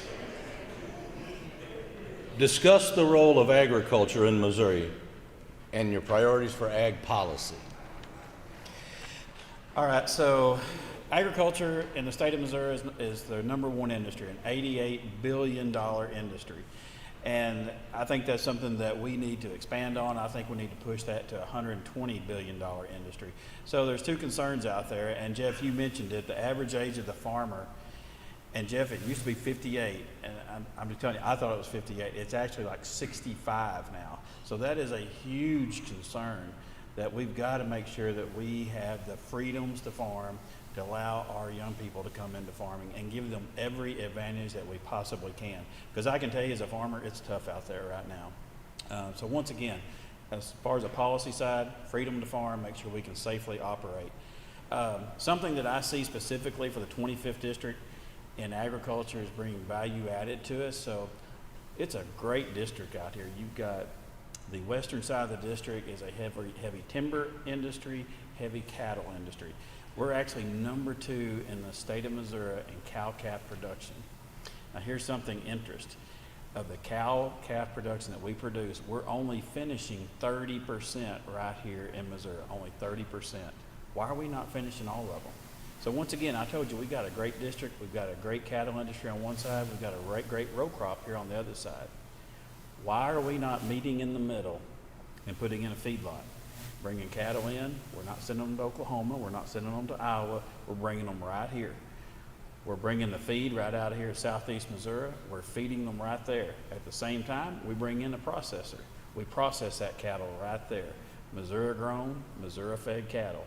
And then, we'll talk about this here in a little bit, we've got a transportation infrastructure that even though it's got problems, it's very diverse and it's very good. And we're shipping those cattle right to St. Louis, right to Memphis, right to Springfield, all over. That brings jobs. Once again, value added ag added right here.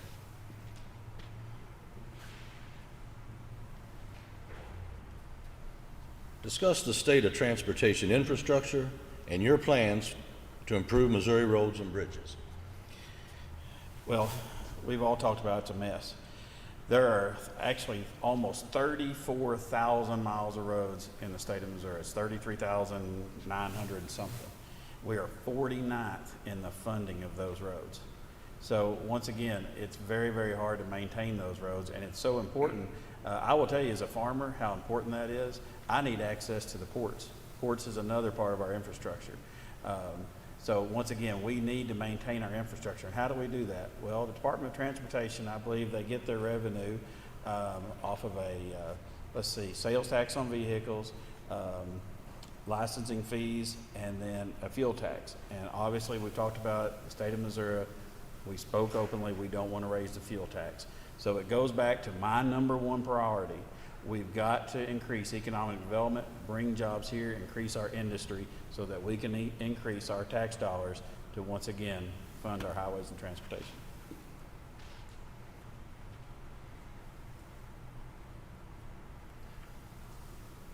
Jason, speak on the topic of rural health care and your vision for improving the system in southeast Missouri. Well, once again, that's a tough topic. As we sit right here in Dunklin County, we lost our hospital, and we look at our industry, it's leaving, and that is something that is so important. So let's get back and talk about healthcare. Why is it so important? I'll tell you a little bit something about that you might not know about me. I used to be an EMT. So having a hospital is so important because I'm telling you, it's not minutes at times, it's seconds. So that's number one, why we need it. Two, that's a huge employer to our industry, to our area. That's a big employer, so you've got that. And then also, in order to bring good jobs back, to bring manufacturers here, what are one of the things they look at? Where is the health care? Where is your emergency room? So I think that's what we've got to look at, first of all, of how important it is, and how do we bring it back? Well, I think that's where we've got to talk to people like Christy Shawn, because she's in the healthcare industry, does a good job. You know, how can we have a model that will work? There's another group called the SEMO Health Network. Their model is working. That's what I think we've got to do. I think we've got to back up. We've got to look at models that work and bring them into our area.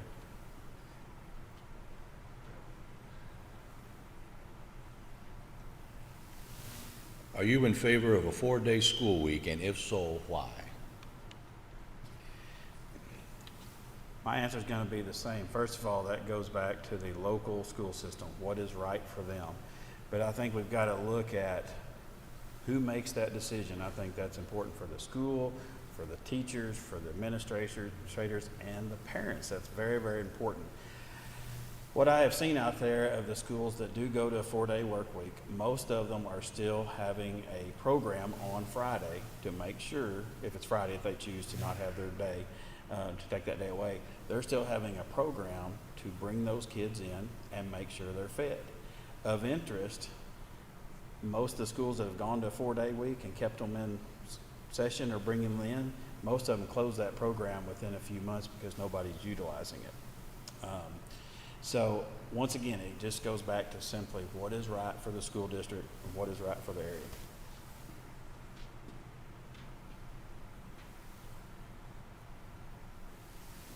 Jason, if you would, speak on the subject of police-community relations and how you would assist in bridging the divide between communities, significantly African Americans and law enforcement. So I'm a constitutional conservative. What does that mean? I don't care what. We all have rights as citizens here in the United States of America, regardless of race. That's period. We are also, though, a society of laws, and mob rule will not work. I mean, that's just period. But I will tell you that we are protected each and every night by some of the greatest men and women and police officers that protect us each and every night. So the idea of defunding them, absolutely not. I disagree with that idea. But I think what's important that we've got to do is we've got to make sure that we're bringing our law enforcement officials with our community leaders, sitting down, and we've got to sit down at a table and understand what is the importance of each other's position. What do they need? What do they expect? Et cetera, et cetera. I think that's just simple, to have a good, peaceful discussion. And once again, you meet with those community leaders, it'll filter down.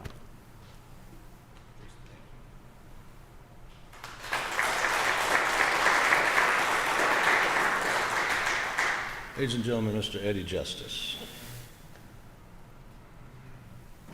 Eddie, discuss the role of agriculture in Missouri and your priorities for ag policy.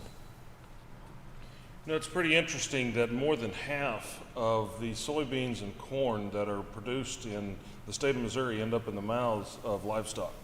And that's a pretty good indicator that not only do we have to create agricultural policy for the row crop farmers, but we need a better agricultural environment for our livestock farmers, and they feed off of each other. And I think it's very important that we focus on how each of the diverse areas of our district can help each other and help grow the in each individual segment of the agricultural aspect of our district. It is very disturbing about the average age of the farmer, and I think a lot of that has to do with the fact that we don't, our kids aren't focused on the same kind of work ethic that the generations that came before us had. And I think we need to work on that in our homes as well as in the environment that we create in our legislature. So it'll be Another thing that I really like to focus on here is the fact that, I've been insuring farms for 20 plus years. And in order to insure those correctly and make sure the liability is set correctly and insuring the right products and farm equipment is going out to these farms with these farmers and actually looking at their operations. And so it's important for any legislator that they have a list of resources in their district that they can call and get input from. And I have that network established. It's unfortunate sometimes when someone gets elected, then the day after their election, they disappear. I commit not to do that. I'm going to be a present senator, and I will be asking the input of the farmers in this district so that when we get to the point where we make those policy decisions, that it's informed and it's on the ground level.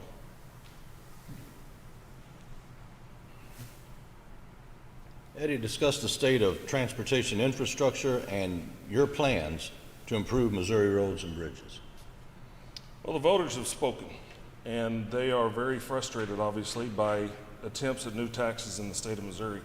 It seems on a local level as well as on a state level that there are two common factors of taxes that get voted down. Number one, they are not dog-eared. They're not committed to a certain aspect of productivity. And number two, they aren't sunsetted. The taxes that have passed have had both of those aspects, and I think that that's something that we need to look at in order to have the public buy into any fuel tax that we do have. It's also very important that we put everything on the table. I know that there's Highway 67 was done with a local partnership of municipalities and the Corps of Engineers and the National Transportation Bills and those funding sources to get some of these immediate projects done that need to be done. And that worked very well, and I think that's something we should encourage across the state. There are other techniques for funding road and bridge repair, and I think we need to look at not just one remedy, but we can look at all the different possibilities and funding sources in order to get this accomplished without being overly burdensome on the taxpayer.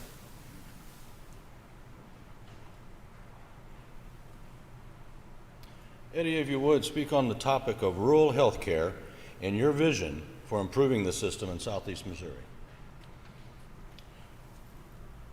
There is too much regulation in the healthcare industry as far as hospitals are concerned. I think that's an area that we need to look at as legislators in order to free up competition, in order to have be a more revenue-friendly industry instead of it being so demanding on the companies that bring in these hospitals. We have large corporations that bring these hospitals because they can afford to meet the regulations that the state and federal government have put on these hospitals. So there's a lot of different things that have to happen. I think that's one of them. I think Jeff had a very good point in the fact that we have to bring medicine into the 21st century. We're still operating on a model that is decades old. And I think it's very important that we look at all the options and make sure that we have a model that works for 2020.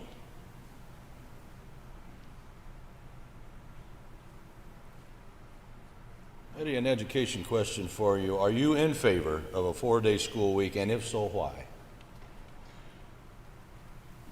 I think a 4-day school day or 4-day school week is something that can be made to be successful. But once again, like the other gentlemen have said, it's important that the local school districts have a say in that. I will go into one area that's very important to me that I think would have to be remedied before we ever even go there, though.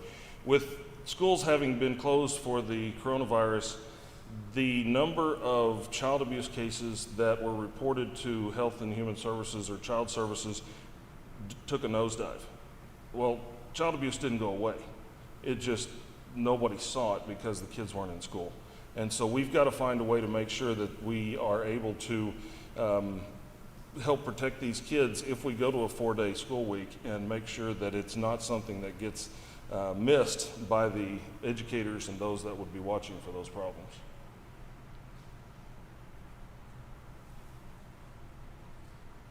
All right, Eddie, final question for you tonight. Speak on the subject of police-community relations and how you would assist in bridging the divide between communities, specifically African Americans and law enforcement. Well, I'll start with philosophy, and a lot of times philosophy is just talk and there's not a lot that comes from it. But I'm a strong believer in Martin Luther King's statement that judge me not by the color of my skin, but by the content of my character. And I believe that comes to us by the nuclear family. And unfortunately, the nuclear family has been is struggling in America today, and I think that's where a lot of this problem comes from with the racial divide. The best way, I believe, if we could do it, and I don't know that it would be government's role, is to encourage and to facilitate more family environments and support groups for people who are in these downcast and impoverished situations.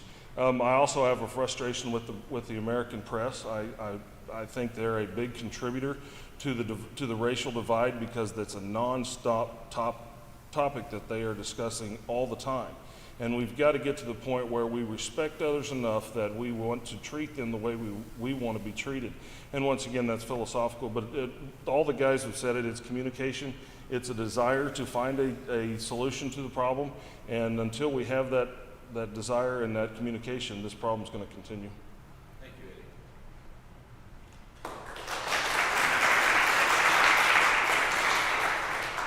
All right, ladies and gentlemen, we've come to the wrap-up session of this segment, and we'll give each candidate 3 minutes to summarize their positions for you, and we'll start out with Mr. Steve Cookson.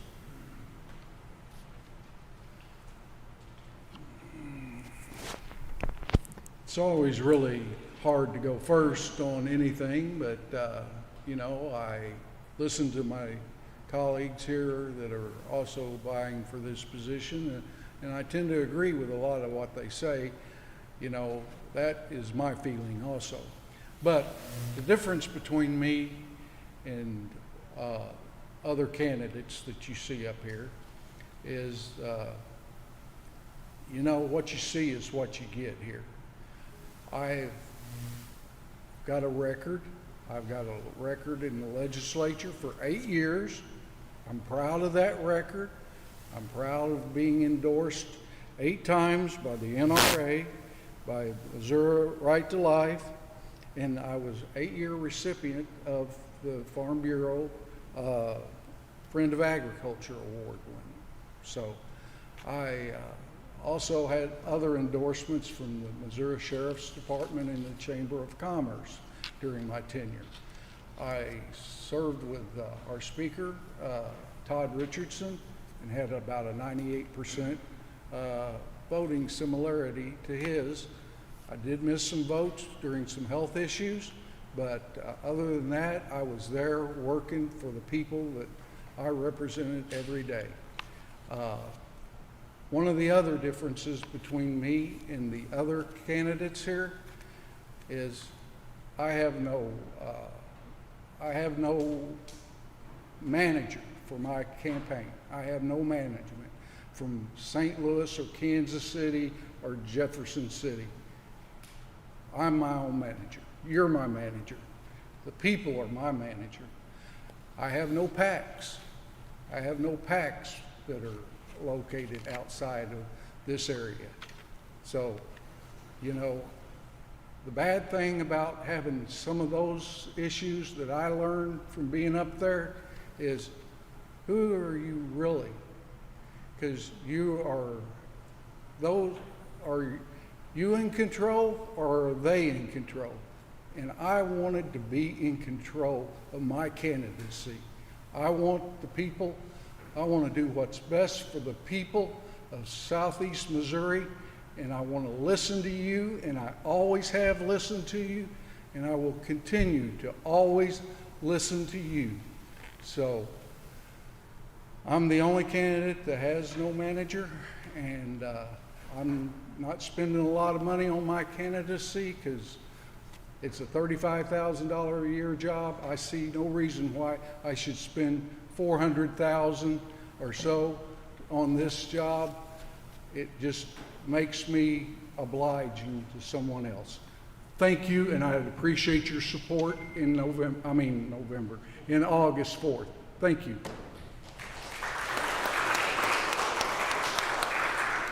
Mr. Jeff Shaw. Thank you. Thanks for sitting for so long, folks. This was hosted by Farm Bureau. A lot of what we talked about was farming, but we're also just Southeast Missourians, and we tend to be conservative. As soon as I got to Jefferson City as a legislator, a wise person said, here's some advice for you.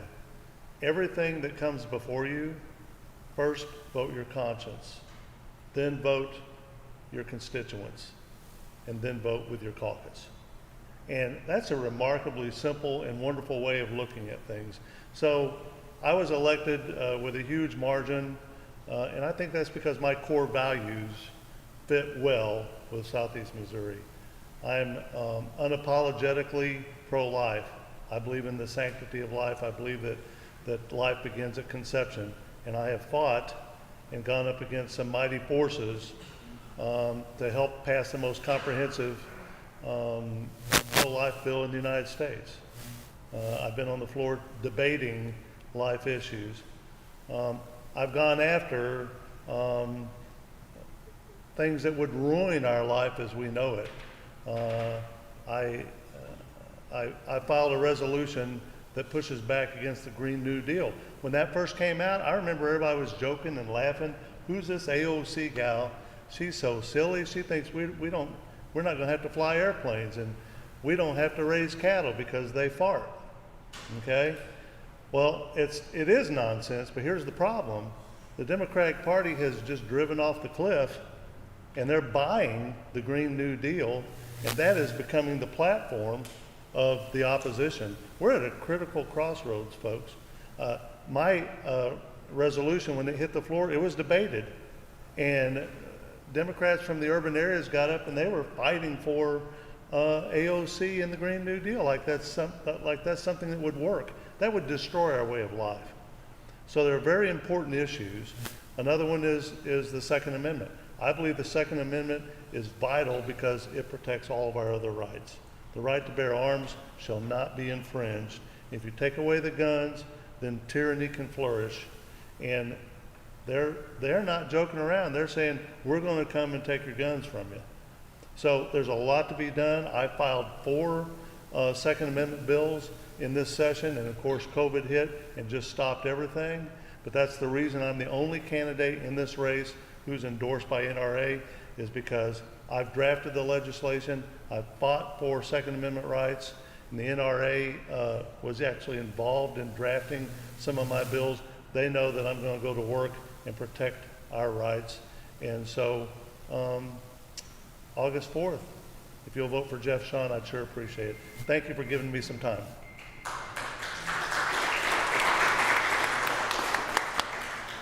Mr. Jason Bean. Well, thank you all again for being here. I think I'll just finish up by telling you all that I'm a 100% pro-life candidate and proudly endorsed by Missouri Right to Life. I'm also a huge defender of the Second Amendment. I'm proudly endorsed by the Fraternal Order of Police, and I've been a lifetime NRA member. I, like Representative Shawn, I'm a huge defender of the Second Amendment, and period. I'm also endorsed by Missouri Cattlemen's Association, and once again, very much appreciative of that. I think I'll finish up by telling you this. My father, a lot of you knew my father, he made me a deal when it came to farming. He said, I'll give you the farm, but you gotta do 2 things. Number 1, you gotta get your college education, and that's what I did. Went to the University of Missouri and got my college education. The second thing is, he said, I'm gonna make you do every single job on the farm.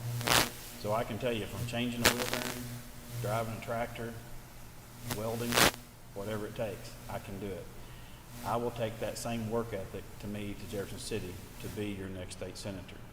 So I'm going to ask for your vote on August the 4th, and I'm going to ask you for another favor. Let's work together to make Southeast Missouri great again. Thank you.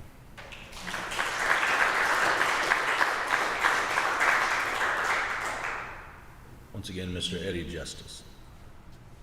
Thank you guys for coming tonight. I know it's been a long program, and I really do appreciate you coming out and being interested in what we're talking about and for the future of Southeast Missouri as far as the Senate's concerned. I could just say ditto, because I believe in, guns and life and law enforcement and pro-Trump, but all of those things are so important, and we have to have those as our core values. Those are things we have to fight for. Those are things that we cannot even look away from for a minute because the other side's coming after them.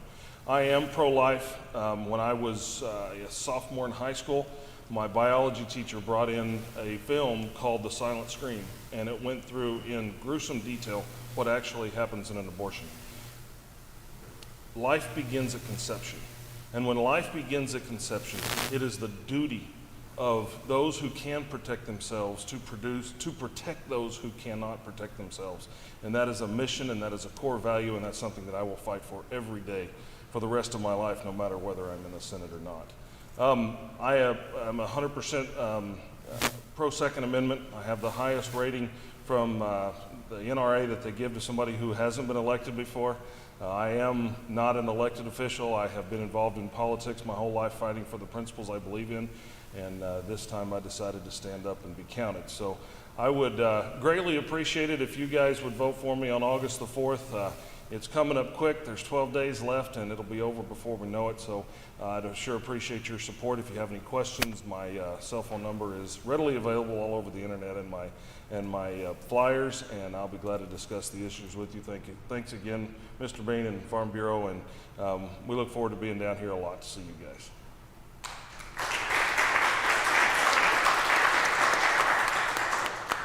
Thank you all for coming this evening. Mr. Barry Bean is going to say a few words here very quickly, but I just wanted to take the opportunity to thank the Farm Bureau for allowing me to assist with this forum, Katie for keeping time so I didn't have to. You did great, and the candidates. Thank you very much, gentlemen. You guys did wonderful. Appreciate it. Just a couple of things, a couple of important things that I left out early, and one of them Jeff just did. A big thanks to Katie here who pulled this together and was our timekeeper and managed to keep 4 guys who want the right to filibuster from filibustering. So really I think Katie deserves a round of applause. Farm Bureau is thinking about a policy that would require Katie to go to work for the Senate. We think that would improve efficiency up there quite a bit. Also like to give a big thank you to Kent Hampton, who helped us get this room and helped coordinate things here at the courthouse. And Kent, we really appreciate everything you did to make this happen. When we finish, we've asked the candidates to stick around for a few minutes. Katie was kind enough to run by Cosby's because we do like to support our local industries, and almost as important as agriculture is the local bakery industry. So please have a Cosby's cookie, and if you would, every one of these guys has put their name out there, and we managed to get through tonight without any name calling, hair pulling, without any filibusters, and there were no knives or guns involved. Those of you who go to a lot of these sessions know that's not always the case. But if you would, please give these guys a hand and stick around for a few minutes and visit with the candidates. Thank you very much.